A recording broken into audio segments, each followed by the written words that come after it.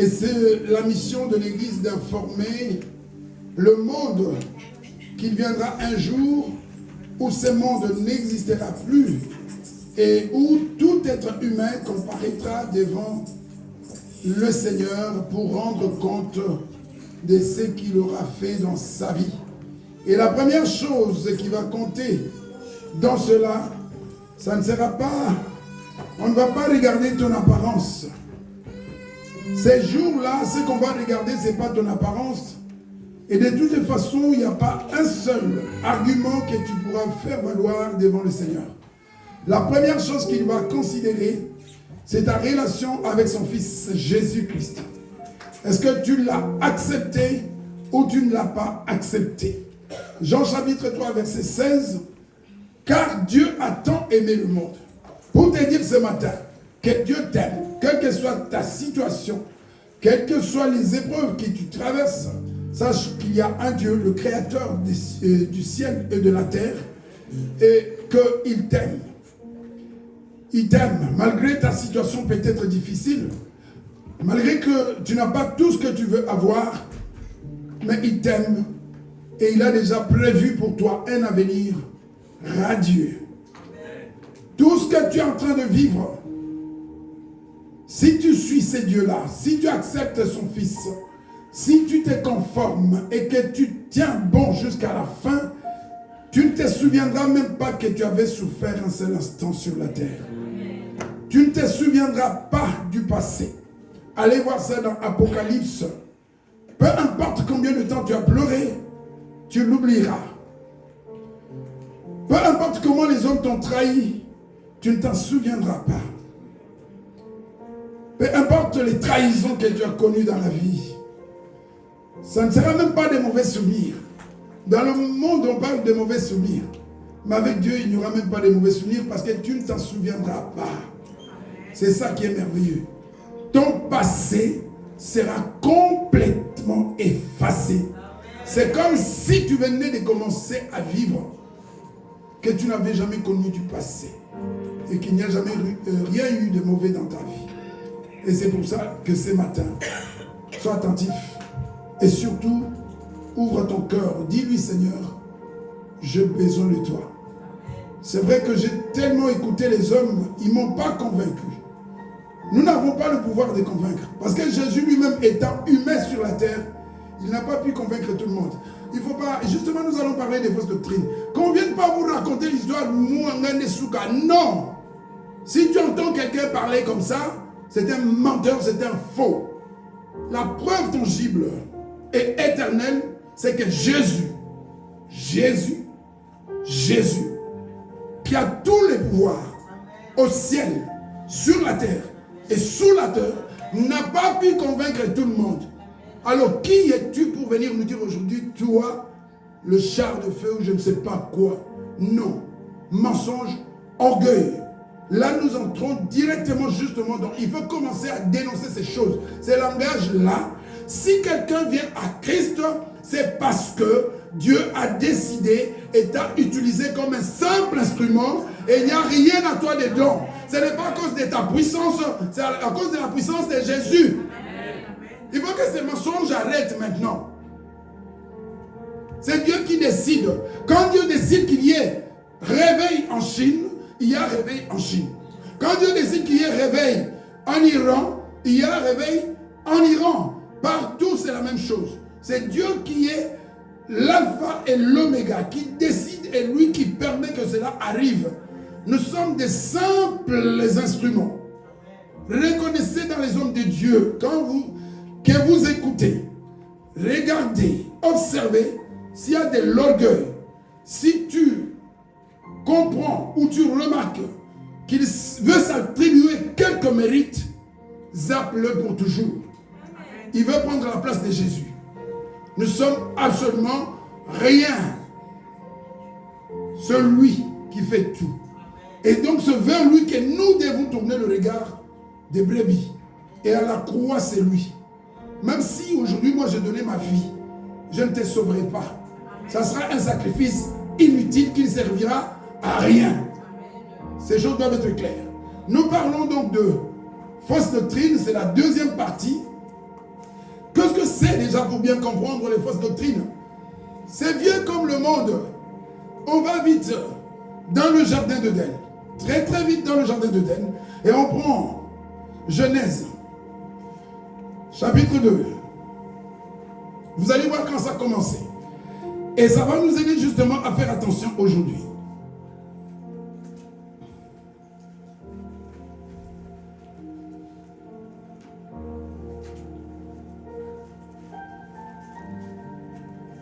Chapitre 2, je vous donne le verset. C'est le verset qui vient comme ça, qui n'était pas prévu, qui ne sont pas... On ne vient pas toujours ce que nous avons préparé, il y a toujours ce que le Seigneur vient apporter.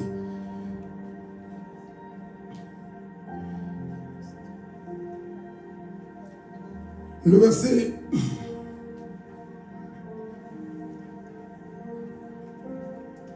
Je suis bien en Genèse chapitre 2. Ok. Le verset 17. 16, on commence pour 16 pour bien comprendre. Genèse 2, verset 16. L'Éternel Dieu donna cet ordre à l'homme. Soyons vraiment attentifs. Apprenons à lire la Bible et à écouter les messages. Parce que maintenant, on est dans l'approximation, dans le à peu près. Non, la vérité, ce n'est pas à peu près. La vérité, c'est la vérité, elle est pure. Ce n'est pas ajouté. J'ai donné la fois passée 4 ou 5 versets pour dire que Dieu ne veut pas que tu ajoutes. Dieu ne veut pas que tu retranches. Je vais insister sur ces choses et je vais revenir. Ça fait partie des fondamentaux, des bases. C'est ce qui fait que les gens sont comme des vents, on les ballotte à gauche, à droite, ils croient tout, ils disent amen à tout. Ils donnent l'ordre, c'est ce que la Bible me dit dans ma Bible, que je n'ai pas écrite, mais qui est l'œuvre du Saint-Esprit. On dit que Dieu donna cet ordre. On dit bien un ordre à l'homme. Tu pourras manger les fruits de tous les arbres du jardin. C'est là. Mais tu ne mangeras pas le fruit de l'arbre de la connaissance du bien et du mal, car le jour où tu en mangeras, tu mourras. C'est certain. Amen. Mais où est le problème? Voilà ce que nous faisons. Ça, c'est ce que Dieu dit. Et aujourd'hui, nous avons le même comportement, les mêmes attitudes. Le relativisme. Non, dans la vérité, il n'y a pas de relativisme. Il y a l'absolu. C'est oui ou non. Il n'y a pas de milieu. C'est comme ça que nous allons être surpris ces jours-là, parce que nous avons voulu faire les choses à notre manière. Le Genèse toujours, chapitre 3.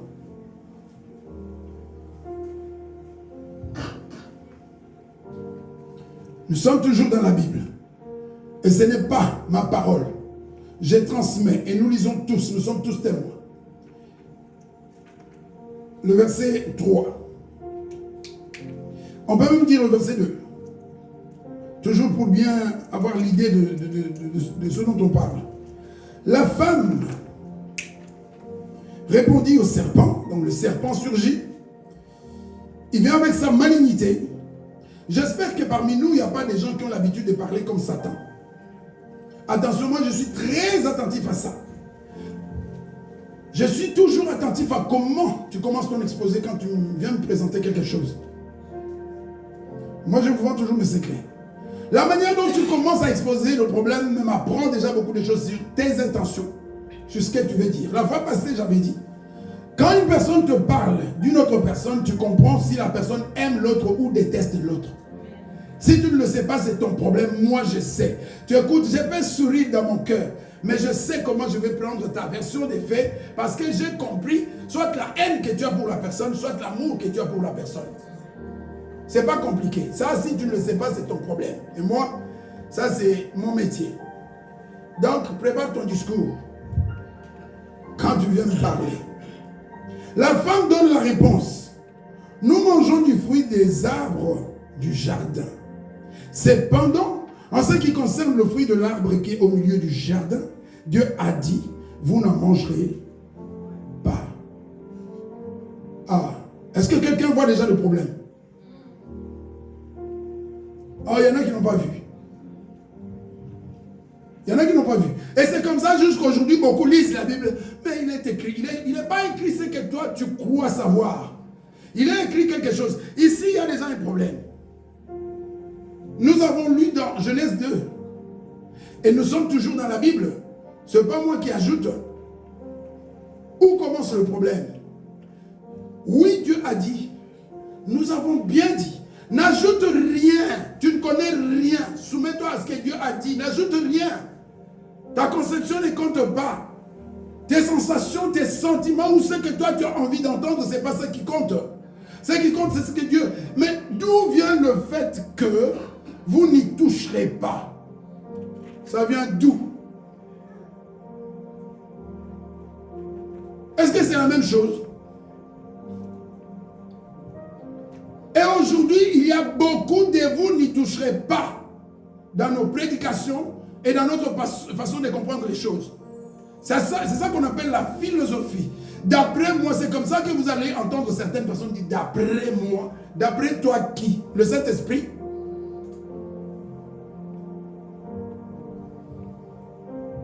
Si je ne suis pas d'accord avec un verset, je répète, je vais aller chercher un deuxième verset, un troisième verset qui va confirmer ou infirmer ma façon de comprendre. Ne me dis pas d'après toi. Je ne serai jamais d'accord avec toi d'après toi. Mais d'après ce qui est écrit. Pourquoi c'est grave? Parce que quand on nous dit que l'ennemi rôde autour de nous, cherchant qui détruire, il vient aussi comme ça. Il vient avec la parole. Tu vas écouter la parole, tu vas l'écouter mal, tu vas mal la comprendre, et tu vas mal t'en servir, volontairement ou par ignorance, et à la fin c'est quoi? Tu n'es pas dans la vérité. Et quand tu n'es pas dans la vérité, cela veut dire que tu n'es pas sur le bon chemin. Tu es dans une mauvaise direction. Malheureusement, comme le chemin ou la direction dans laquelle je me suis engagé m'arrange, je préfère celle-là que de faire demi-tour. Comme depuis l'enfance, on a appris. Il y a des gens qui n'arrêteront jamais de faire comme ça. Et quand vous leur demandez, ils ont leur explication. Pendant que je faisais encore ma recherche, je tombe sur les gens que nous connaissons tous, qui parlaient de prières, à qui il faut les adresser.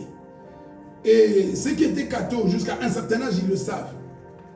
D'après eux, il faut adresser les prières à Dieu, à Jésus, au Saint-Esprit, au Saint et à Marie. Dis-moi, toi qui fais, qui agis de cette façon, et moi, qui ne m'adresse jamais au Saint et à Marie, est-ce que nous sommes dans la même direction? Nous allons aboutir au même endroit? Nous allons avoir la même récompense? Mais tu feras tout ce que tu veux. Il y a des gens qui croient ça comme... donc jusqu'à la mort, ils croiront toujours ça. Ne discute pas avec une telle personne. Laisse-la continuer son chemin. Jésus n'a pas passé son temps à discuter avec les gens. Voyez, croyez-moi, je suis comme un fils de Dieu. Croyez. Non, il a prêché. Ceux qui ont cru, ont cru. Et ceux qui n'ont pas cru, tant pis. Et c'est ça aujourd'hui. Et l'évangile doit changer. Supplier les gens. Non. Expose la vérité. La personne croit ce que tu lui as montré dans la Bible ou elle ne croit pas. Ça ne sert à rien d'aller... Quand une terre n'est pas préparée pour recevoir la sémence, elle ne portera rien. La parabole du semeur. Et c'est Jésus en personne qui nous apprend que le même semeur, je ne sais pas comment vous comprenez cette parabole, la même personne prêche à 4 personnes différentes. Qu'on ne vienne pas te dire, c'est à cause de moi, j'étais converti, personne sur la terre ne fera jamais rien pour toi. Un simple instrument. On te donne une lettre que tu dois aller remettre à une personne, le mérite ne te revient pas. Tu es juste quelqu'un dont on s'est servi, tu as fait ton travail, et si tu l'as bien fait, tu auras ta récompense. Le mérite ne te revient pas. Ces choses doivent être claires. Parce que quand on ne comprend pas, c'est comme ça qu'on écoute tout, qu'on accepte tout, qu'on prend tout. Et parfois, on accepte tout. Pourquoi? Parce qu'on est déjà corrompu. Attention ta conscience. Est-ce qu'elle est encore vraiment pure pour recevoir la parole de Dieu? Il y a des choses auxquelles nous sommes habitués depuis notre enfance ou depuis notre conversion parce qu'on nous les a permis dans l'église où nous étions.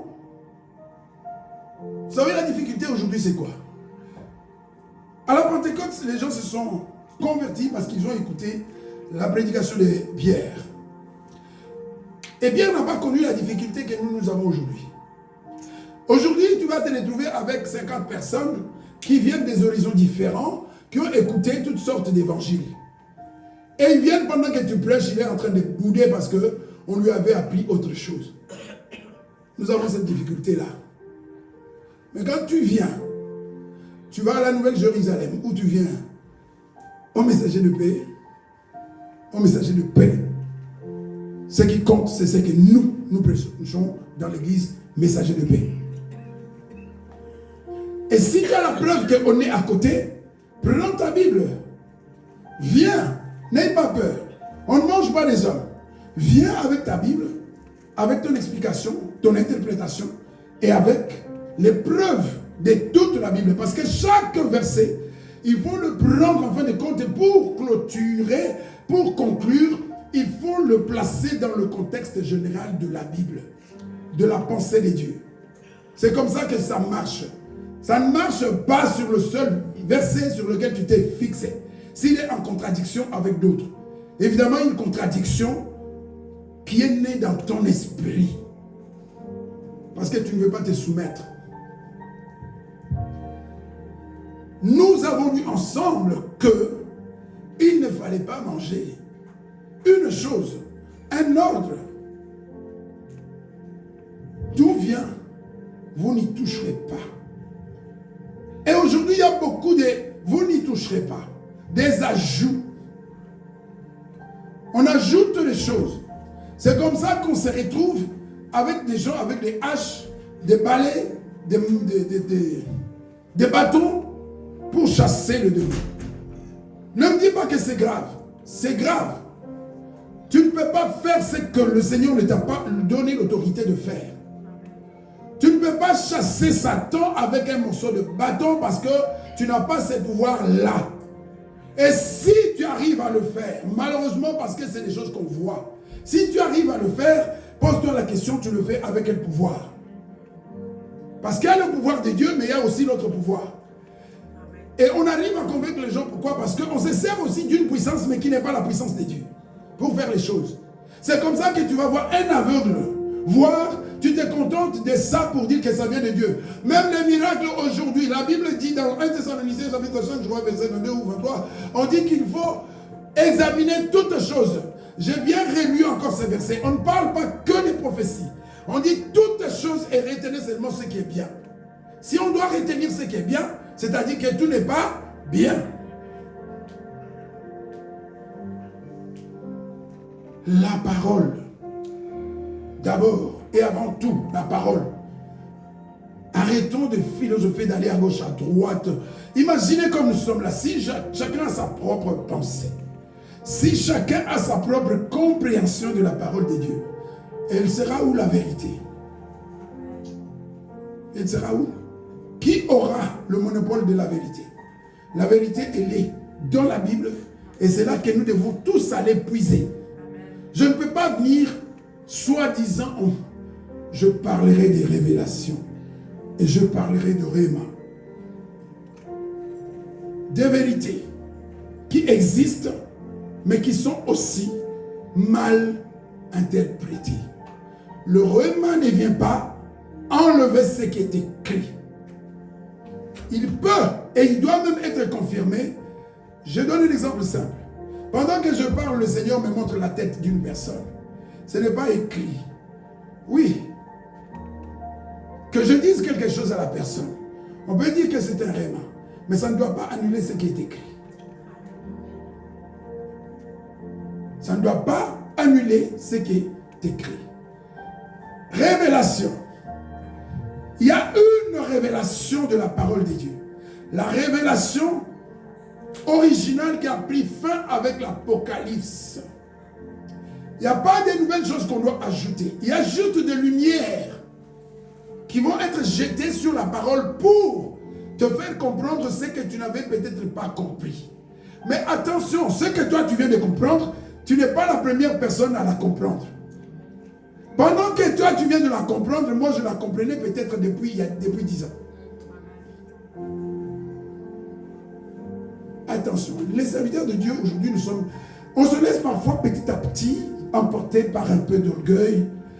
Rien de nouveau sous le soleil. Nous apprenons parce que Dieu a montré aux gens qui nous ont précédés des choses et il nous enseigne. Et nous devons avoir l'humilité de reconnaître qu'on nous a enseigné. Ce n'est pas nous qui découvrons la Bible, ce n'est pas nous qui y avons reçu la révélation pour nous expliquer toutes ces choses. Il y a des choses que nous, on n'a pas encore découvertes, qu'on ne comprend pas encore, mais que d'autres ont déjà compris. Avant nous. Et donc, si je me retrouve devant quelqu'un qui va m'apprendre une nouvelle chose, je vais m'humilier pour apprendre. Si je me gonfle, je ne vais pas profiter de la grâce que le Seigneur a mis dans la personne. Et donc, je vais rester ignorant sur le point. Je vais m'accrocher au mensonge et continuer. Voilà l'origine déjà, dans le jardin d'Éden. Et c'est là justement, à cause de la déformation de la parole de Dieu, le péché est déjà entré. Quelle était l'inspiration d'aller dire, vous n'y toucherez pas? On peut toucher quelque chose sans en manger. Hein? Est-ce qu'il faut que j'explique? On peut toucher beaucoup de choses sans les manger. Hein? Pendant que tu es en train de chercher la pomme, il y a peut-être le citron à côté et ta main peut toucher, mais tu n'as pas l'intention de manger le citron, mais toi tu cherches la pomme. Est-ce que tu as péché parce que tu as touché? Non, Dieu n'a pas dit ne touche pas. Il a dit ne mange pas. Quelles sont les choses aujourd'hui? Quels sont les enseignements que tu as acceptés avec un peu d'ajout aujourd'hui? Parce que ça t'arrange. Parce que c'est plus facile comme ça. Parce que la vérité dans la Bible, elle n'est pas toujours facile. C'est pourquoi tous n'entreront pas. La porte étroite, ça veut dire quoi? C'est une porte où seulement les violents, les durs, les gens qui vont dire, Seigneur, moi je suis prêt à tout. C'est ça être chrétien. Je suis prêt à tout. Comme nous sommes là, si maintenant là, ça éclate là, qui sont pour et qui sont contre, qui veulent sortir et renier Jésus maintenant. Bon, s'il y a 2, 3, 4 personnes, Dieu merci. Maintenant là, comme on est là, on a dansé tous nous. Mais si maintenant là, il faut faire le choix. Avec, dans l'oreille, maintenant là. Vous êtes tous, nous allons rester là. Il y en a qui vont penser à leurs enfants. Amen. Oui, beaucoup ici vont penser à leurs enfants.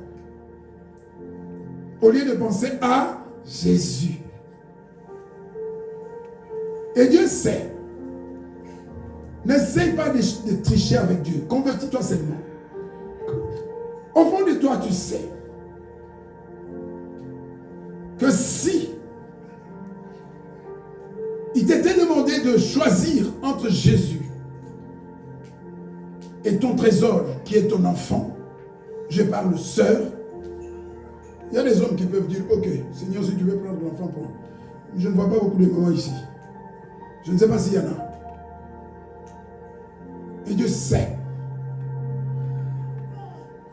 L'entrée. C'est pourquoi Dieu sonde les cœurs. Dieu sonde les cœurs pour voir juste où il est dans ton cœur. Il ne cherche pas pour voir, tu as la joie, il y a l'argent. Non, quand Dieu sonde ton cœur, il sait à quelle échelle tu le places. Et ça change tout. Et là où tu places Dieu, c'est ça qui se manifeste dans ta vie de tous les jours.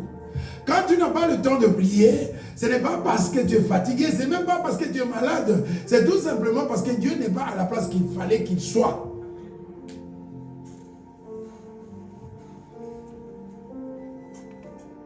C'est la vérité, elle te enseigne ce matin. Et sache que c'est par la vérité que ce jour-là, ah, j'aime bien cette chanson. ces jours-là, vérité Oyebal, on était ensemble, on dansait ensemble. Mais on ne sera pas enlevé ensemble, sauf ceux qui sont prêts à renoncer. Amen. Amen. Le premier exemple, d'autres fausses doctrines, d'autres approximations, c'est où? Un exemple. Parler en langue. Amen. Est-ce que tu veux acheter de parler en langue? Comment ça non? Si tu es riche, tu donnes un petit million. Ça y est, non? Le parler en langue, pendant qu'on nous prépare 1 Corinthiens 12, le verset 10 et 11. C'est pas la première fois que... Moi, c'est peut-être la première fois. Mais on nous a déjà expliqué ici et même donné l'exemple. Ceux qui se souviennent. Mais je sais que souvent on ne se souvient pas. Je demanderai aux frères s'ils se souviennent encore de parler en langue appris.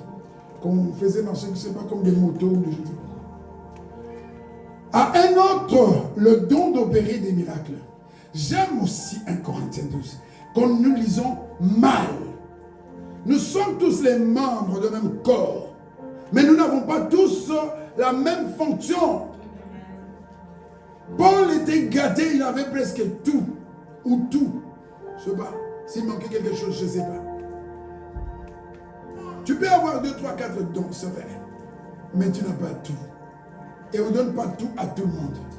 Ce n'est pas moi qui le dis, la Bible dit.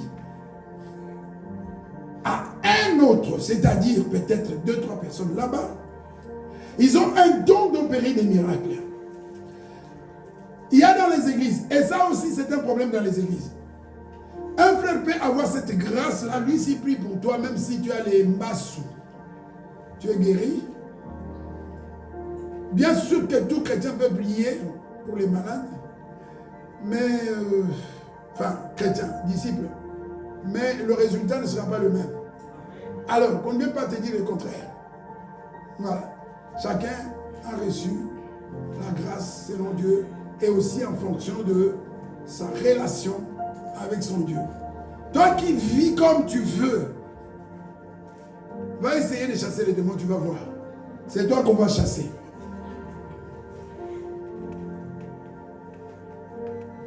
Un autre, la prophétie. Ça on aime bien. C'est le deuxième exemple qu'on va donner. Prophétesse, prophète, arrêtez les mensonges. La Bible ne dit pas, toute personne qui prophétise n'est pas prophète. Parce que si Dieu a utilisé un animal, il peut aussi t'utiliser. Mais ça ne fait pas de toi une prophétesse ou un prophète. On ne sait pas qui est prophète ou qui a juste le don de prophétiser. C'est ça l'église. On veut trop de révélations, mais on oublie d'enseigner la doctrine, d'enseigner la Bible. Elle doit être enseignée parce que la connaissance, ça vient de là. Je suis prophète. Tous les prophètes que tu as déjà consultés ou que tu vois, ce ne sont pas des prophètes. Il n'y en a même peut-être pas un. Je vous ai dit, moi, je n'ai jamais été chercher un prophète et je ne le chercherai pas. Parce que je sais que le jour où le Seigneur veut me parler, s'il ne me parle pas directement à moi, il va envoyer quelqu'un vers moi.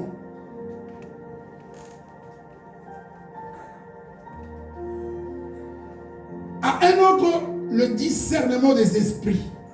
Un autre. La Bible ne dit pas à tout le monde. Un autre, la diversité des langues. À un autre, l'interprétation des langues. Un seul et même esprit, pas deux esprits, pas trois esprits, mais un seul esprit opère toutes ces choses, les distribuant à chacun, comment? Comme lui veut. Pas comme tu veux, pas comme le pasteur veut. Maintenant, toi, à qui on veut apprendre une langue, tu es dans la bonne ou dans la mauvaise doctrine? D'où vient que cet homme va t'apprendre à parler une langue? D'où vient que cet homme va te forcer à parler une langue? D'où? Tu l'as ou tu ne l'as pas? Et si tu ne l'as pas encore, si tu aspires, c'est ce que la Bible dit, demande. Jusqu'à ce que tu reçoives. Sinon, tu peux parler une langue. Mais alors, ça ne sera pas un don du Saint-Esprit. Si ce n'est pas le don du Saint-Esprit, ça sera quoi?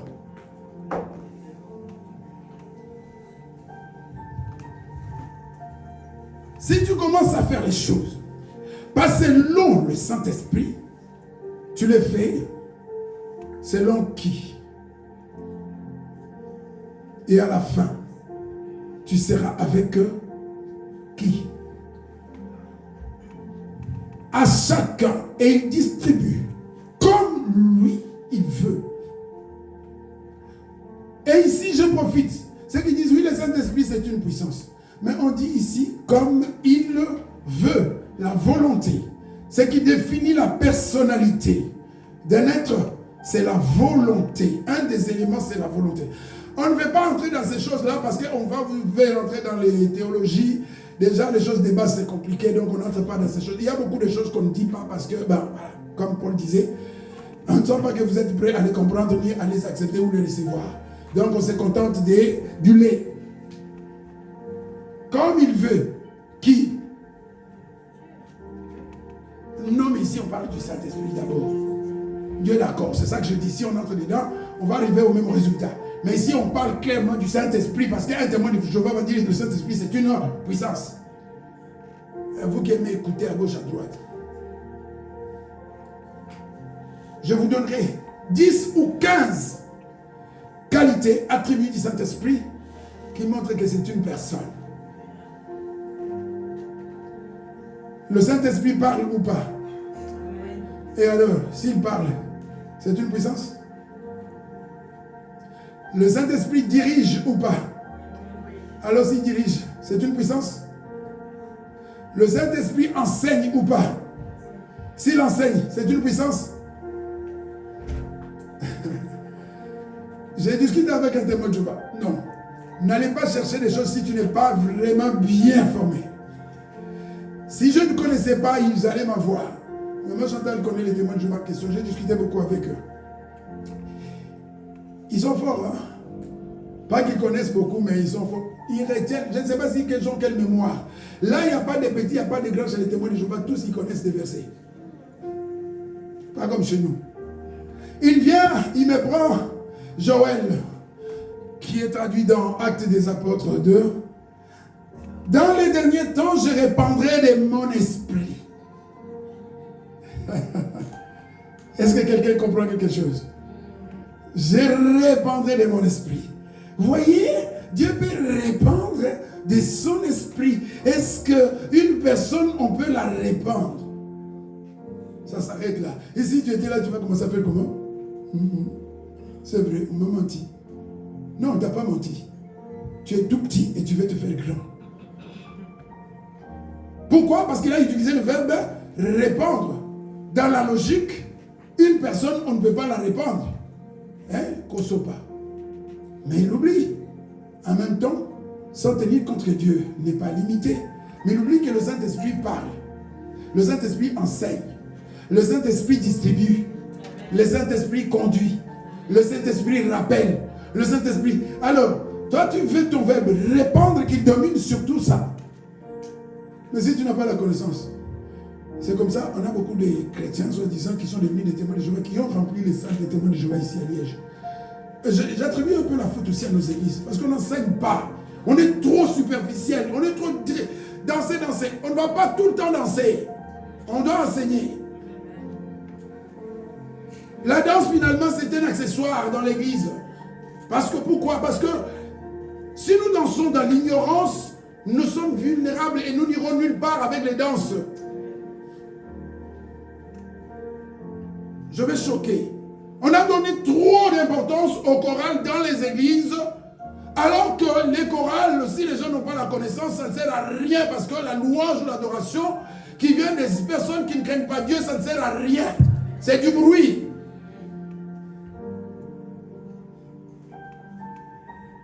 Les centres sont devenus trop fiers dans les églises.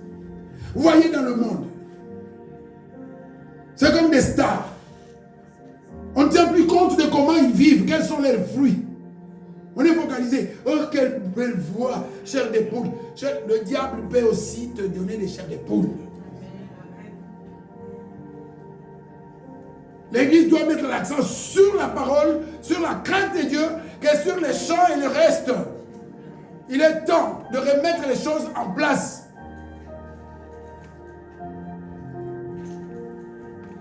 C'est comme ça qu'on commence à courir. Moi, sans la musique, le culte va se dérouler. Tu veux chanter, tu te conformes à la volonté de Dieu. Sinon, assieds-toi, écoute la parole.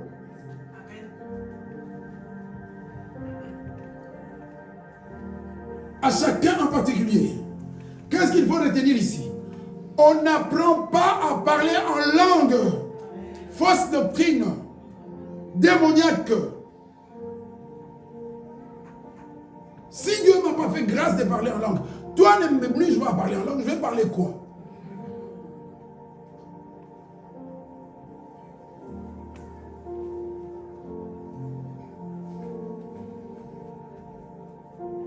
Paul dit dans 1 Corinthiens 13, tant que je parlerai les langues des anges et les langues des hommes, je suis sauvé. Oh, comment non? Tu parles la langue, non? C'est ça l'ignorance qui a fait que les gens se disputaient à cause de leurs dons à Corinthe. Et Paul l'a dit, vous êtes charnels, des bébés spirituels. Vous vous disputez, moi je prophétise, moi je parle en langue, moi j'ai le discernement, moi j'ai... Le plus important, ce n'est pas ce que vous avez, parce que c'est juste des cadeaux qu'on vous a donnés, sans mérite. Le plus important, c'est ce que vous devez produire. Parce que vous avez reçu. Le don, on le reçoit. Et l'amour, on doit le cultiver, on doit le donner, on doit travailler pour. C'est ça une église, c'est ça un disciple, c'est ça quelqu'un qui n'aura pas crainte que si même Jésus vient maintenant là. Alors si ça dépendait que de moi, j'allais dire ce matin, viens Seigneur, tout ce qu'ils ont laissé des comptes remplis là-bas, c'est fini. On va se retrouver là-bas, sans compte en banque. On va dire, mais qu'est-ce qu'il est fou? S'il est fauché, moi mon argent là, ça veut pas dire. Je suis fauché, mais si Jésus doit revenir maintenant, qu'il vienne maintenant. De toute façon, tôt ou tard, il reviendra et ton compte n'existera plus.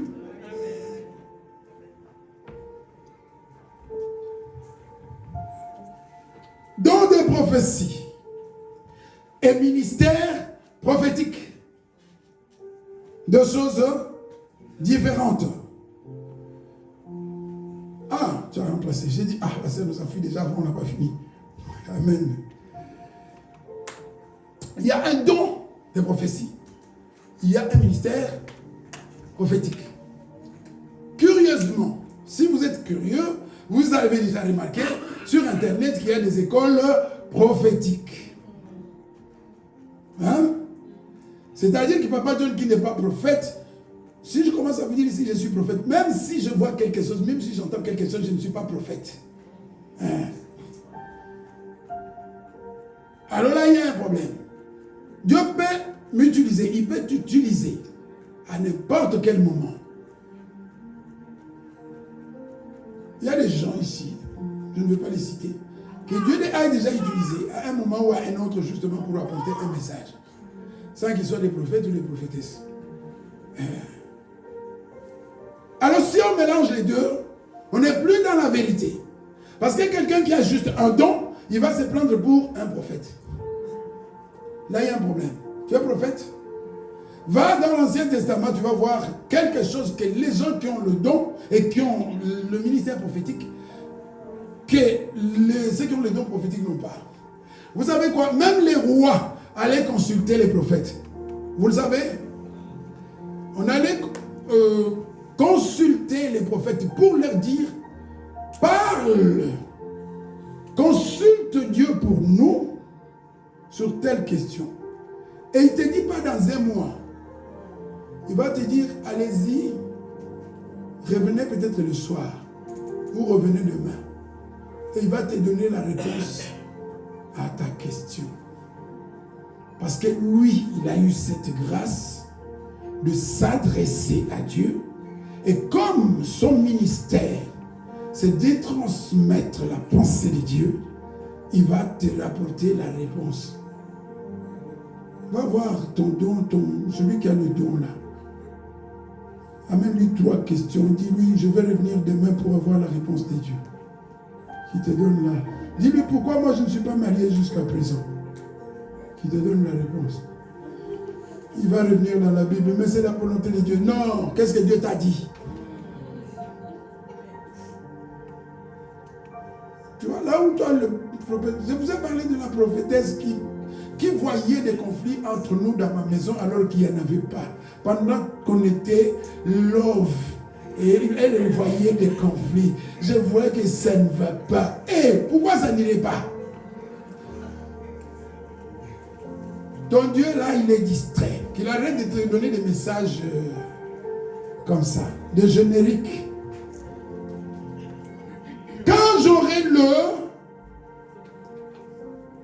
le don de prophétie, ça c'est une chose. Jérémie n'avait pas le don de prophétie. Jérémie était prophète. Amen. Jérémie n'avait pas le don, de prophétie, mais Jérémie était prophète. Ça fait toute la différence entre celui avant que tu ne sois conçu dans le sein de ta mère. J'ai fait quoi? Je t'avais connu et fait quoi? Établi qui? Prophète de nation.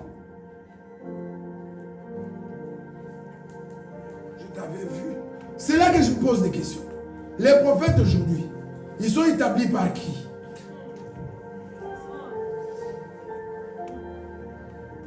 Auto-proclamé.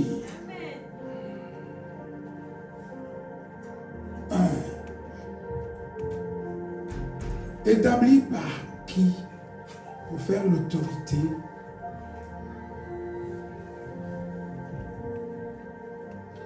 On prend la Bible.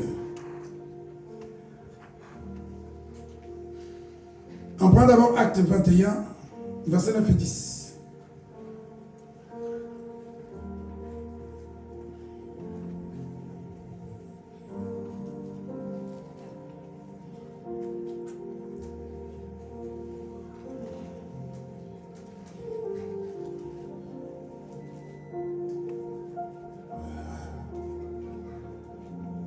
Philippe avait 4, pas notre Philippe, l'autre Philippe, il avait 4 filles vierges. La Bible dit que elle lisait bien la Bible. Et la différence, suite, la différence c'est quoi? Comme nous étions là depuis plusieurs jours,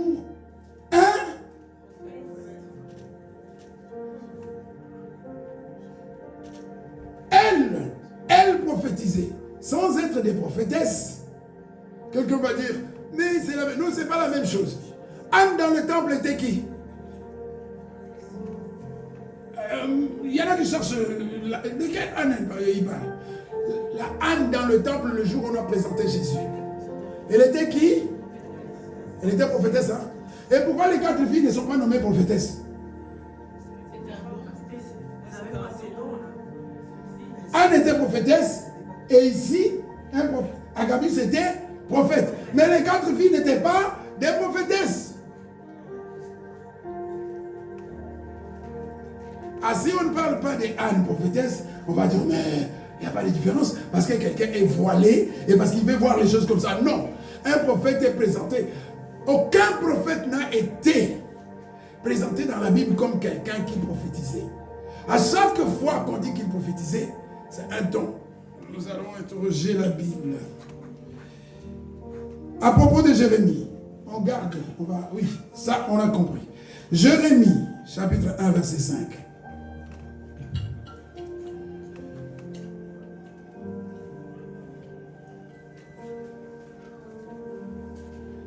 On doit voir cette différence pour voir comment on se laisse tromper. Comme nous étions là depuis... Avant que tu se formé. Qui parle ici? Il y a quelqu'un qui va se tromper. Qui parle ici? Bravo. C'est pas ton père et ta mère qui t'ont formé. Le jeu ici, c'est pas ton père. C'est pas ta mère. Mon enfant, j'ai porté 9 mois. Et quoi? Puisque tu as porté 9 mois, ça fait quoi? Il appartient à Dieu. Tu l'as porté parce que Dieu te l'a donné. Toi, on doit sortir du monde. Il y a des choses, on se plaint. Non, tu n'es pas le Dieu de cet enfant. C'est comme j'avais posé la question. Moïse, qui était le frère de Moïse devant Moïse? On ne m'a pas. Frère Victor, où est-ce qu'il est? J'ai vu la réponse après. Il avait répondu. Son frère était son prophète et Moïse était Dieu devant Pharaon. Moïse était Dieu et il avait son prophète.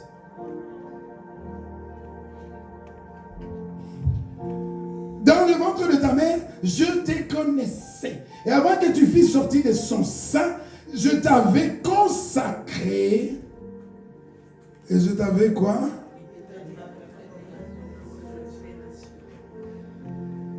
Je vous ai dit qu'il y a les appelés, il y a aussi les élus.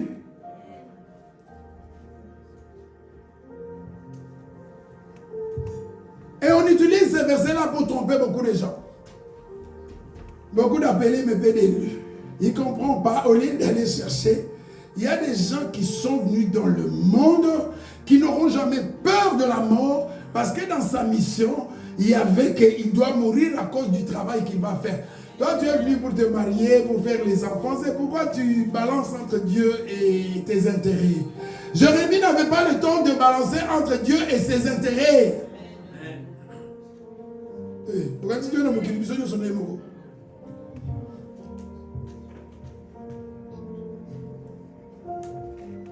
je vous ai dit, il y a des moments où on ne va pas chanter, on ne va pas danser, on va ouvrir la Bible. C'est ça qui va nous faire grandir. Ne va pas te comparer à telle ou telle personne.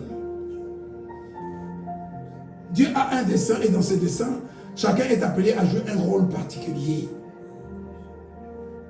Vous savez qu'il y a des gens sur la terre maintenant là. C'est dans la Bible ce que je dis. Si tu lis la Bible, tu vas comprendre ce que je dis. Dieu sait qu'ils vont mourir à cause de leur témoignage. Ils sont là, peut-être parmi nous. Ils sont jeunes comme toi. Il sera tué à cause de l'évangile.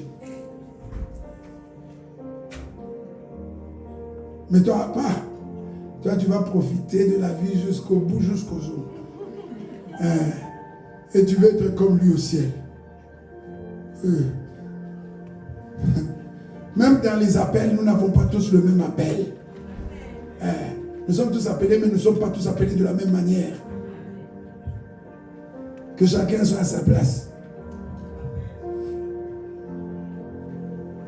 Sorti du Saint-Amen, je t'avais consacré et je t'avais établi prophète des nations. Toi, tu deviens prophète comme ça. Oui. On l'a eu comme prophète. Comme ça.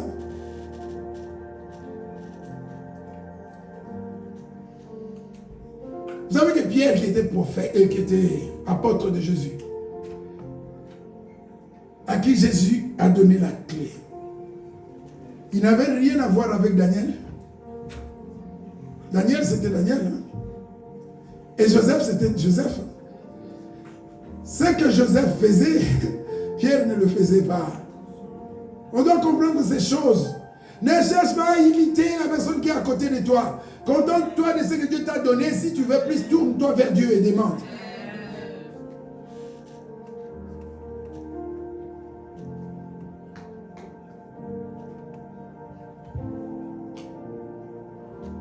Établi, prophète des nations. Anne, prophétesse. Les 4 vierges avaient des dons. Et dans 1 Corinthiens 12, le Saint-Esprit donnait des dons selon son bon vouloir. C'est important. On va encore creuser. Il faut qu'on comprenne bien. On ne veut pas faire du à peu près. Nombre 11. C'est terminé les à peu près là. Il ne veut pas discuter. Avant de discuter, aie des arguments. Prends ta Bible et dis regarde ce qui est écrit. Ne viens pas, mais parce que c'est ton raisonnement et ton raisonnement il est limité quelque part.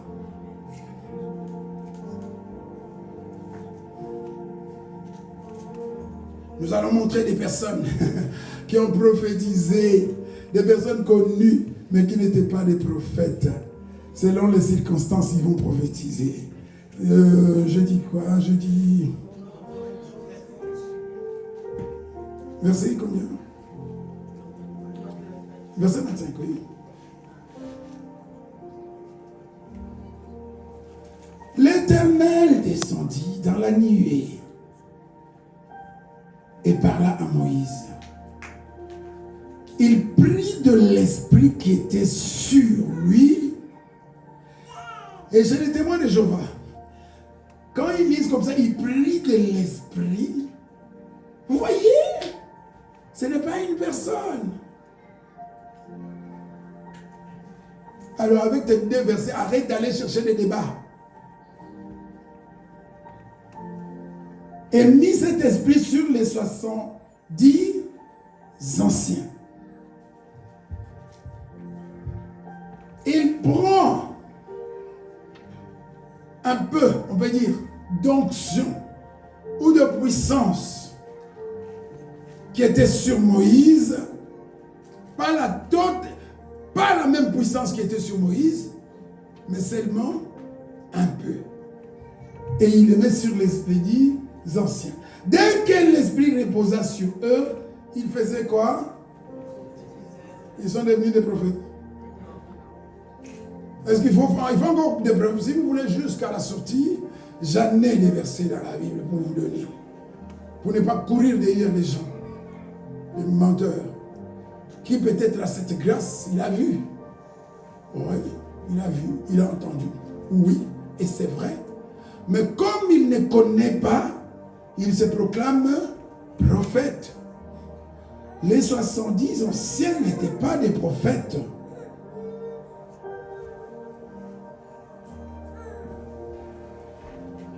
Je ne vous apprendrai rien si je ne le trouve pas dans la Bible. Et la précision ne vient pas de moi. Hein? Aidez-moi à lire parce qu'il y a des moments où je ne vois pas. Il y a des moments où je n'arrive plus à lire. Et qu'est-ce que cela veut dire? On est prophète jusqu'à la mort. Un don, Dieu peut le stopper, le calmer, s'il veut. Comme ici, c'était circonstanciel. Dieu voulait qu'à ce moment-là, c'est pas fini. On va dire, mais c'est pas fini. Il y a encore. 1 Samuel 10, 11. Nous parlons toujours de fausses doctrines. On va t'apprendre à devenir prophète. Non, ça vient de Dieu. Ne m'apprends rien. On va t'apprendre à parler en langue. Non, ne m'apprends rien. Ça vient de Dieu. Quand quelque chose, on verra aussi ça du Saint-Esprit. Si avec le Saint-Esprit tu n'es pas satisfait, sache qu'on va te donner un autre esprit et ça ne sera pas le Saint-Esprit. J'aimerais des versets. Tu vas avoir quelque chose dont la Bible dit. La Bible ne dit pas que ça vient du Saint-Esprit. Mais toi tu vas voir ça. Mais tu vas la voir d'ailleurs, de quelqu'un d'autre. Tu vas la voir. Comme tu vas te retrouver en train de parler en langue, mais quelle langue? Tout ce qu'il avait connu avant, virent qu'il... Remonte un peu ma soeur. Parce que là, on ne va pas comprendre. Comme ça, au-dessus, on comprend un peu. On recherche toujours un peu le contexte. Le contexte et le contexte. Je viendrai avec 5 exemples de versets dans la Bible, sortis de leur contexte, qui changent tout. Lorsqu'ils arrivèrent à Gibéa, voici une troupe de prophètes précise toujours, elles étaient des prophètes. Vint à sa rencontre. À la rencontre de qui ici, si on a compris? Rien. Au moins, depuis 100 ans que Dieu convertit, tu n'as jamais lu un Samuel. Merci beaucoup, ma soeur. L'Esprit de Dieu le saisit. Saisit qui? Et il le...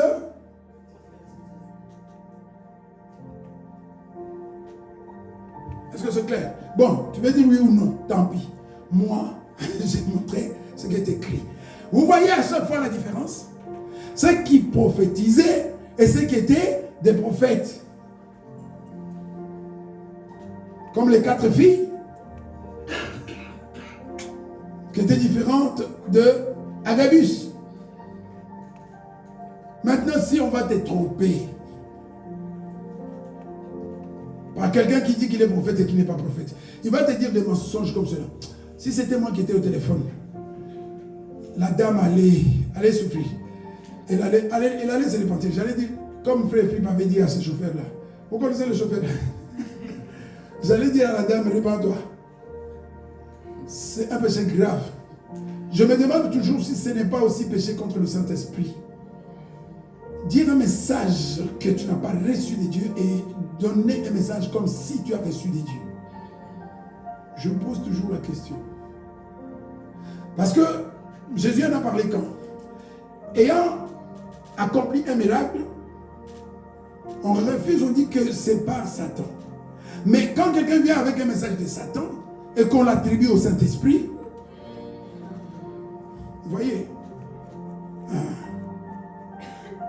Dieu t'a rien montré, il t'a rien montré. Tu n'as rien entendu, tu n'as rien entendu. Tu n'as rien vu, tu n'as rien vu. Comment on sait que les gens courent derrière les prophètes? Ils prophétisaient au milieu de Saül. Toi, tu connais Saül comme prophète?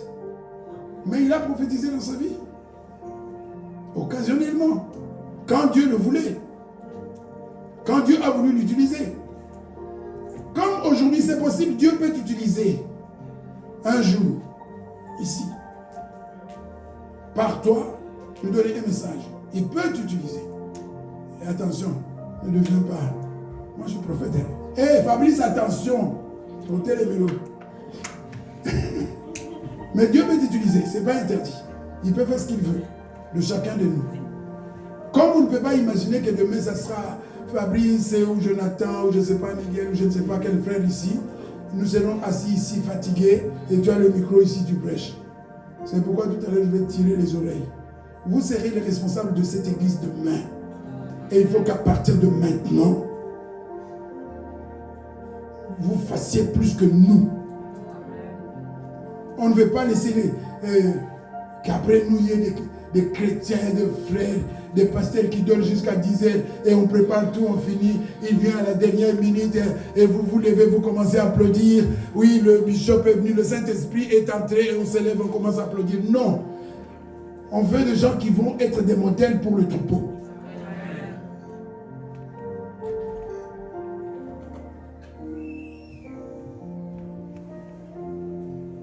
Bon, pendant peut-être 10 minutes encore. Maintenant, donc la fausse doctrine vient de plusieurs sources. Ça peut venir de l'ignorance, ça peut venir de l'appartenance. Ah, si j'entre encore dedans, ça va aller beaucoup, mais je vais vite expliquer. De l'ignorance comment? Quand on ne connaît pas, ne t'improvise pas, enseignant. De l'appartenance. Là, il s'agit de faux serviteurs. Si tu n'es pas de Dieu, et si Dieu ne t'a pas envoyé le servir, ne le fais pas. Parce que tu sers un autre. Il y a deux choses. On sert Dieu ou on sert Satan. Et si tu appartiens à Satan, tu ne vas pas donner la vérité, tu vas enseigner des doctrines des démons. Et si tu ne connais pas, tu vas pas enseigner la vérité parce que tu ne connais pas la vérité. Tu vas enseigner des mensonges. Deux choses. Donc, attention. Tu appartiens à qui? est-ce que tu as la connaissance? Tu as été formé comme il faut. Tu as vérifié. Imagine que même nous, jusqu'à présent, moi, je vérifie encore des choses qu'on m'a apprises. Je vérifie encore des choses qu'on m'a apprises. On va te demander de prendre ta Bible avant de dormir. Il faut mettre devant ta porte. Ok, ben, comment te tient. Et on te fait croire que Satan. Qui t'a dit que Satan entre par les portes? Quand la Bible parle de fermer, il y a des portes et des portes. Il y a des portes physiques et il y a des portes spirituelles. Oh, il y a tellement beaucoup de choses enseignées. Une dame dans l'église, comme j'avais mis présidente de maman, elle vient enseigner aux gens, oui, ne laissez pas les fenêtres ouvertes la nuit parce que les démons vont entrer.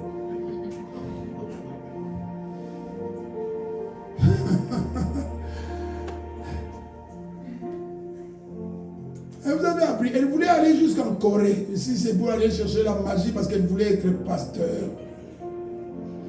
Je crois même qu'elle avait fait le voyage. Trop tard, ça n'a pas marché. Qui t'a dit que Satan a besoin de la porte physique pour entrer? Qui t'a dit que Satan a besoin que tu fermes et que tu ouvres les fenêtres? Ferme les fenêtres de ton corps. Une fois qu'on t'a menti comme ça, que tu passes ton temps à laisser la Bible devant les entrées de ta maison et laisser... C'est fini, tu as l'impression de sécurité. Alors qu'en réalité, tu n'es pas en sécurité. Tu es désarmé. Pourquoi? Parce qu'on t'a menti. Éphésiens 2. Donc, j'ai donné des éléments, j'en donnerai encore d'autres. L'appartenance et l'ignorance. Éphésiens 2, le verset 8, que nous connaissons tous. On utilise aussi, là aussi j'ai des témoignages, j'ai des gens qui ont témoigné, qu'on a essayé de les manipuler avec ce verset. Ça vient aussi de quoi? De l'altération de la parole de Dieu. Volontaire parfois. Et ça se rattache à l'appartenance. Quand on est du diable, on passe son temps à déformer, à tordre le sens de la parole de Dieu. Éphésiens 2, 8. Ah ça, ce verset-là, tout le monde connaît. Amen. Eh, mais ce verset dit beaucoup de choses. C'est là qu'on dit, quand on regarde comme ça ce qui est écrit, donc la lettre, on voit beaucoup de choses. C'est par la grâce que vous êtes sauvés. Mais attention, il n'y a pas point. Il n'y a pas un point. Ça veut dire quoi? La pensée n'est pas finie. Tu lis un verset et il est suivi par un mais. Toi, tu vas passer. Ça dit quelque chose. Arrête-toi. Tu lis. Tu arrives au même point. On dit alors ou donc. Ça dit beaucoup de choses. Natangi, otangite. Là où il y a donc.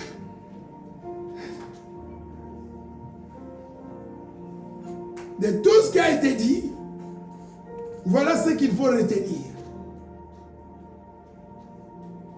Tu vois que tout le monde dit comme ça?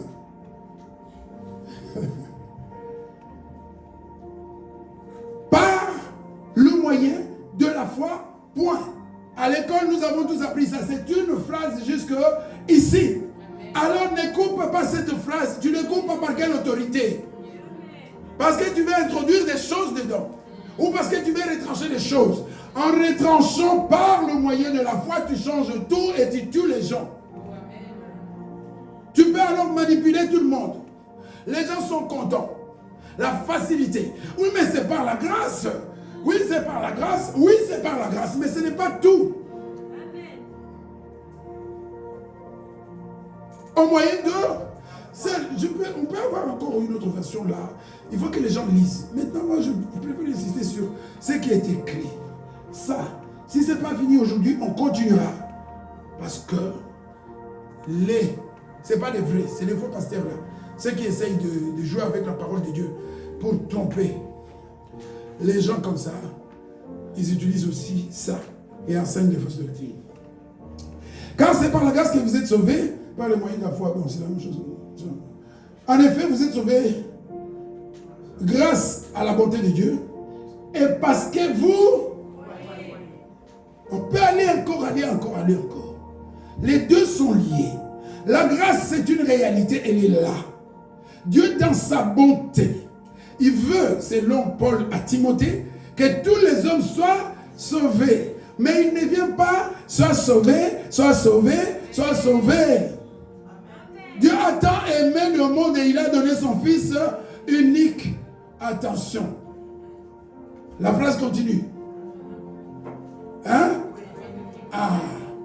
Lisez la Bible comme ça jusqu'au bout. Jusqu'au bout de la pensée, parce qu'autrement, on ajoute quelque chose. Oui, lui, il aime. Lui, il offre son Fils. Mais il faut que toi et moi ayons la foi dans le Fils pour que la vie éternelle devienne une réalité. Ah, si j'ai dit que ce verset veut dire la même chose avec celui-ci et celui-là, ah, pour les relier, il faut avoir. Quel est le point commun? Pour que vous croyiez, donc que vous ayez la foi. Jean 3,16, pour que vous ayez la foi. Donc, capital. Quand on parle des justes, on est justifié par la foi. Mais ne t'arrête pas là, continue à creuser. Profondeur, où est-ce qu'il est? Ah, il se cache. Continue. Ce n'est pas seulement dans la prière qu'il faut aller en profondeur, c'est aussi dans l'étude de la parole de Dieu, il faut aussi aller dans les profondeurs. Amen. Qu'est-ce que c'est? Maintenant, pose-toi la question, est-ce que j'ai la foi? Auquel cas, si j'ai la foi, alors la grâce de Dieu, j'en bénéficie. Et je suis sauvé. Alors, est-ce que j'ai la foi? Est-ce que tout le monde a la foi? Or, toujours la Bible. Jacques me dit, la foi sans les œuvres est... Nous sommes tous fils et filles d'Abraham. Qu'est-ce qui détermine qu'Abraham avait la foi?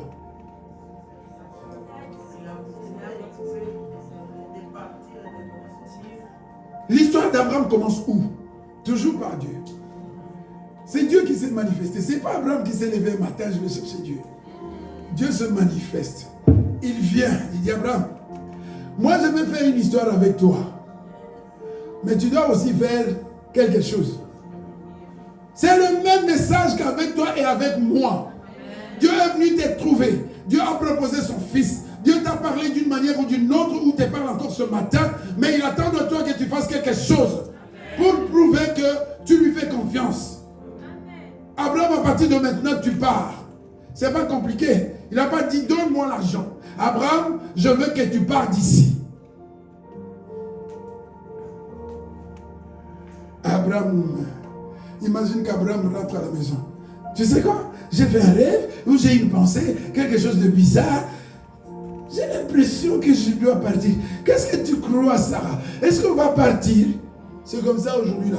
L'homme de Dieu n'est pas comme tout le monde. Et je répète encore, il y a des choses que tu ne devras jamais alors dire à ta femme. Et il y a des choses que Dieu va te demander. Si ta femme n'est pas d'accord, ça signifie le divorce. Je vous avais promis en janvier que je vais vous choquer. Dieu me demande Isaac. Et toi tu vas... Les féministes, accrochez-vous. Dieu me demande Isaac. Dieu me demande Isaac. Et derrière Isaac, tu ne sais pas quelle bénédiction se cache. Toi, tu vas dire, mais mon enfant, est-ce que tu étais à l'hôpital avec moi? Tu sais comment j'ai souffert? Les bouteilles là que je remplissais, tant pis. Dieu veut Isaac. Imagine Dieu veut Isaac et ta femme ne veut pas donner Isaac. Ça finit par quoi?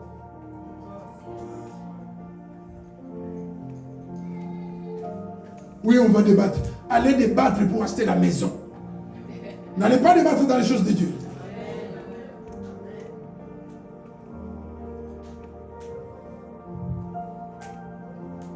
Quelle couleur de voiture? C'est votre droit. Et ici, les peintures, les rideaux, les voitures, on va mettre dans un coin là. Allez débattre jusqu'au... Comme vous voulez. dans les choses de Dieu, il ne t'appelle pas avec ta femme.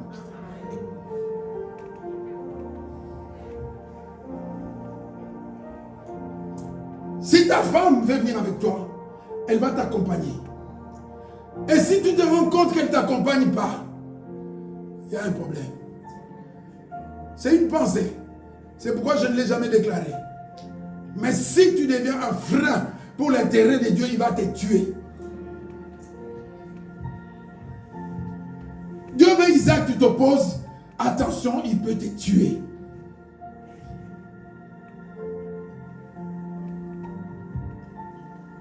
Grâce à la bonté de Dieu et parce que vous avez la foi ou parce que vous croyez. Maintenant, la question est, est-ce que Papa John, tu as la foi? Est-ce que tu es sûr à 100% ce matin que tu as la foi? Parce que c'est la seule condition pour bénéficier de la grâce de Dieu. Or, la foi, ce ne sont pas des paroles. Oui, nous sommes sauvés par la grâce. Mais à condition d'avoir la foi en Dieu. Qu'est-ce qui prouve que j'ai la foi? Oui, je suis sauvé par la grâce. Mais ce n'est pas tout. Par la foi, je dois persévérer jusqu'à la fin. Et ça, c'est moi. Dieu attend de moi. Matthieu 24, verset 13. C'est là que le mensonge intervient. Quand la personne s'arrête, vous êtes sauvé par la grâce, c'est fini. Elle oublie la foi. Elle oublie ce que toi, tu es appelé à faire. Oui, s'il ne suffisait que par la grâce, point un trait, je n'ai pas besoin de persévérer. Parce que la grâce reçoit. Est-ce qu'il y a une autre dit recevez la grâce? Mais celui qui résistera jusqu'à la fin, Dieu le sauvera. Mais j'étais déjà sauvé, non? Oui ou non? Vous êtes quoi? Sauvé. Comment? Par la grâce. Mais qui vient faire la persévérance? La persévérance vient prouver ma foi. J'ai résisté. On m'a maltraité. Dans cette église-là, les pasteurs étaient méchants. Mais je m'étais dit, je ne suis pas venu pour faire Philippe, ni pour pasteur John. Moi, je vais continuer à servir mon Seigneur. Même en pleurant. Parce que la foi, ce n'est pas des paroles. La foi, ce n'est pas l'apparence. La foi, c'est une vie. Amen. Si je vous dis combien de fois je suis venu malade ici, et Dieu merci. Mal au dos, vertige, toutes sortes. Ici, et je le dis souvent. Et chaque fois que je venais ici, j'ai souvent été mon bouche. Il y a des fois où le soir on te demande, mais tu vas faire comment? Je dis, je vais faire comme je vais le faire. C'est la foi. Toutes les fois que tu es resté à la maison parce que tu avais sommeil, c'est parce que tu n'avais pas la foi. En réalité, ce n'était pas le sommeil. C'était le manque de foi.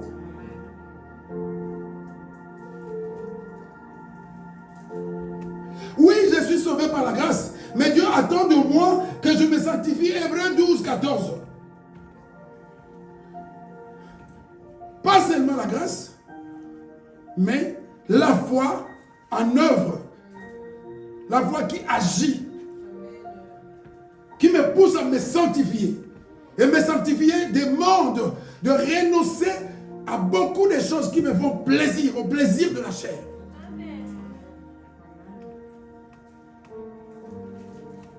Je suis sauvé par la grâce. Mais par la foi, je cherche la paix avec tout le monde, même avec ceux qui ne sont pas mes amis.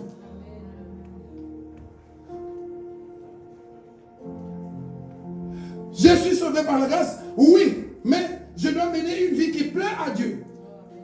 Parce que sans cela, oh, mais attends Seigneur, je ne comprends rien. Oui, c'est normal que tu ne comprennes pas parce que ton cerveau est limité. Vous êtes sauvé par la grâce. Mais comment tu dis encore que je ne verrai pas le Seigneur? Oui, parce que tu n'as pas la foi.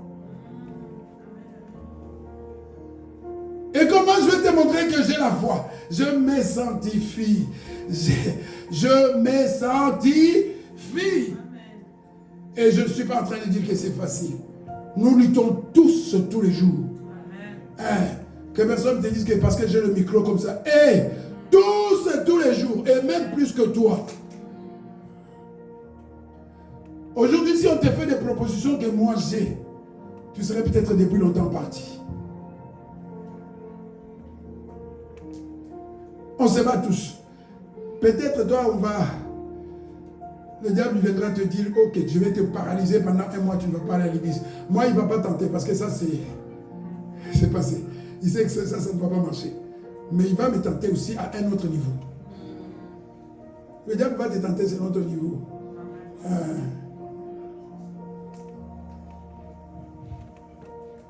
Je suis sauvé par la foi, c'est vrai. Luc 10, 27. C'est pourquoi il n'y avait pas de points, mais des virgules. Parce que la foi, elle est là. Mais elle appartient seulement à ceux qui sont capables d'apporter une réponse positive à ce que Dieu attend. Oui, je suis sauvé par la foi. Mais je dois aimer le Seigneur, mon Dieu, de tout mon cœur, de tout mon être, de toute ma force et de toute mon intelligence. Et je dois aimer mon prochain. Toi, ta foi, elle est où? Tu as encore la haine dans ton cœur. Un homme ou une femme de foi n'a pas la haine dans son cœur. Elle pardonne. La grâce de Dieu ne t'a pas encore sauvé parce que tu es capable d'haïr encore. Tu es là, tu détestes les gens. Et tu es là, tu fais semblant. Tu es perdu.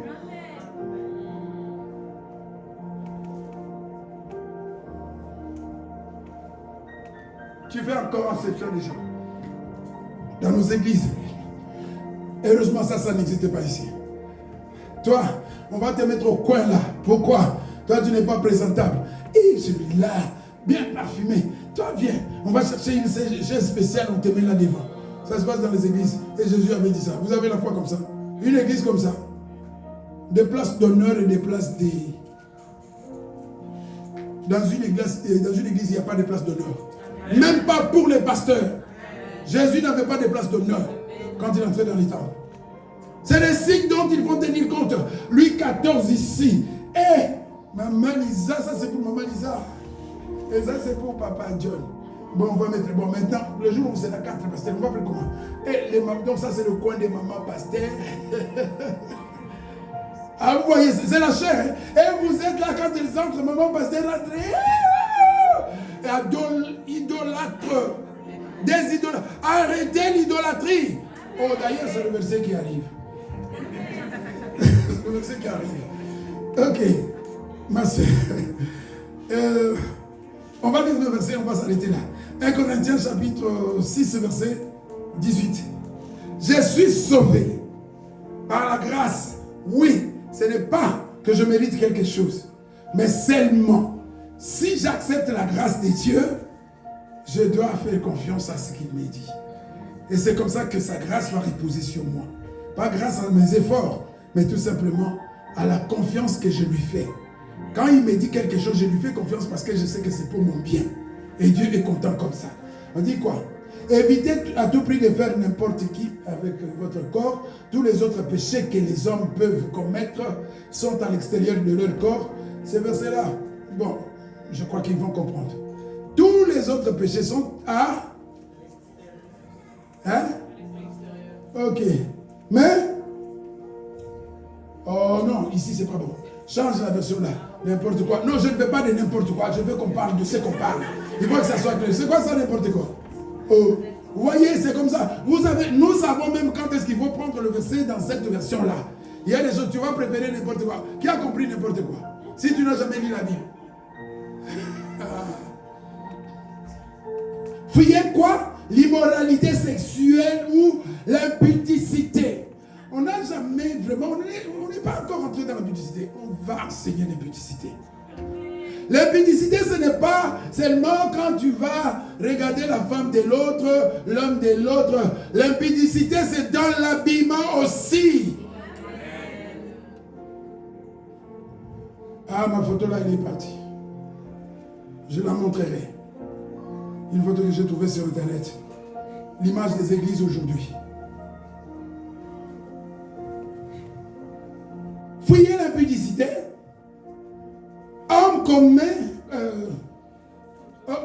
commet quelqu'un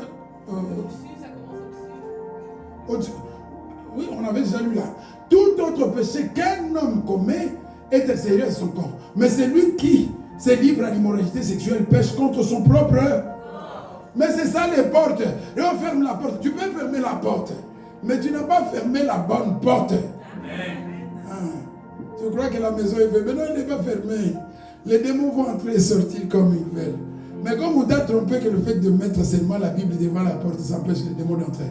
Tu vois qu'on t'a trompé, l'ennemi t'a détruit de loin par un mensonge. Je suis sauvé par la grâce, mais le Seigneur me demande de fuir l'impudicité. Et le dernier verset, 1 Corinthiens toujours, chapitre 10, verset 14. Je suis sauvé par la grâce, mais il y a quelque chose que je dois fuir aussi. Et le fait de fuir la chose prouve que réellement j'ai la foi, parce que la foi, ce ne sont pas des paroles, mais des actes. C'est pourquoi, bien aimé, fuyez quoi? L'idolâtrie. Oh, l'idolâtrie, c'est vaste. J'ai déjà promis depuis longtemps, mais je ne suis pas encore venu. Si on ne fait pas attention, comme nous sommes tous là, on peut se retrouver, on peut être idolâtre. Tu peux être idolâtre d'un homme de Dieu. Tu peux être idolâtre de ta femme. Et surtout les mamans idolâtres de leurs enfants. Oh, je prie comme Paul prie pour les Romains. Que le Seigneur vous donne la force. Attention.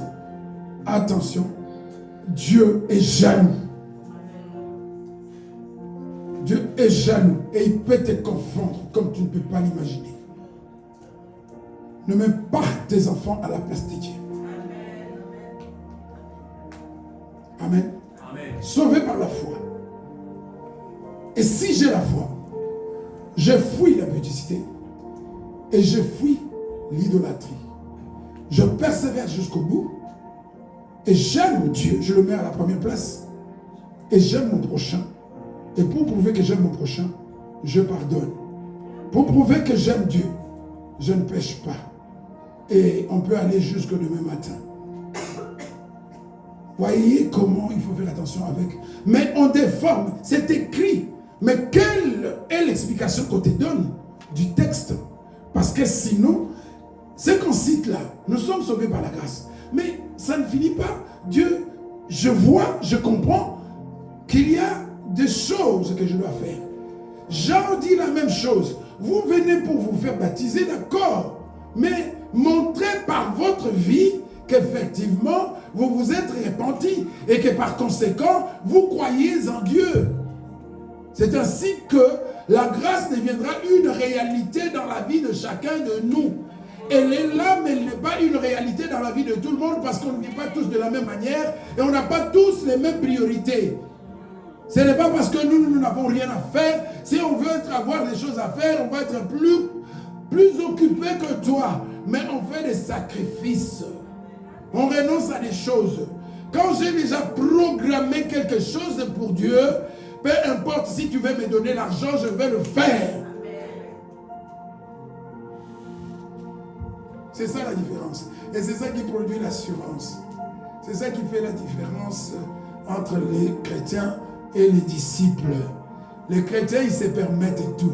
Les disciples renoncent à tout. Amen. Amen. Soyez bénis.